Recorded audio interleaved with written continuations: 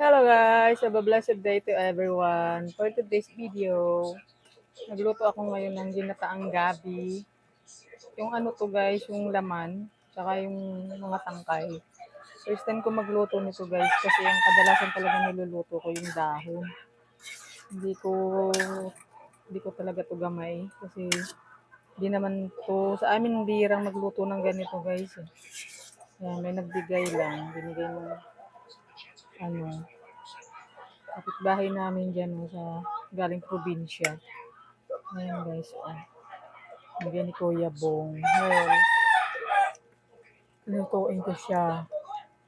So, sinugan ko to ng yung labahita. Ayan guys. Hindi ko to gaano. Ayan guys. Ayan.